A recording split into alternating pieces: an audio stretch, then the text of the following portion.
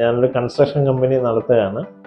ഞാൻ EV ഇറങ്ങിയ സമയത്ത് ഒരു EV വെഹിക്കിളിനെ കുറിച്ച് ആലോചിച്ച് അങ്ങനെ ആദ്യം ഒരു ടാറ്റയുടെ വണ്ടി എടുക്കാമെന്നാണ് വിചാരിച്ചത്.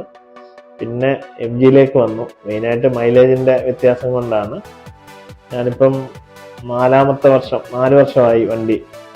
4 വർഷം കൊണ്ട് 2,15,000 കിലോമീറ്റർ ഓടി. നേരത്തെ ഇന്നോവയായിരുന്നു എൻ്റെ വണ്ടി.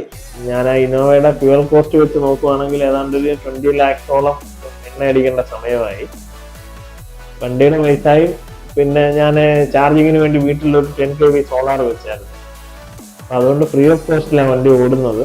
ഇപ്പോഴും ഒരു 300 അടുപ്പിച്ച് മൈലേജ് കിട്ടുന്നുണ്ട്. 250 മുകളിലും 300 ഇടയ്ക്ക് ഇപ്പോഴും കിട്ടുന്നുണ്ട്. ഇത്രയും ഓടിയിട്ടും കുഴപ്പമില്ല, വർത്താണെന്നാണ് എൻ്റെ അഭിപ്രായം. വണ്ടി 2,15,000 കിലോമീറ്റർ. ഞാൻ ഹാപ്പിയാണ്. എൻ്റെ പൈസ മുതലായി. ഇതേപോലെ അതായത് നമ്മൾ മുടക്കുന്ന പൈസ തിരിച്ചു വരുന്ന വേറൊരു വണ്ടിയില്ല.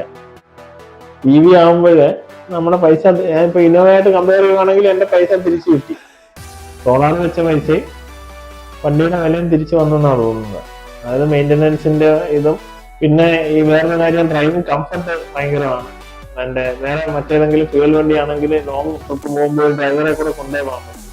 ഇതാകുമ്പോൾ നമുക്ക് സെൽഫ് ഡ്രൈവിങ്ങിൽ എവിടെ വേണേലും പോകാം, കുഴപ്പമില്ല. സർവീസിൽ മോശമൊന്നും പറയാനില്ല, ഹാപ്പിയാണ്.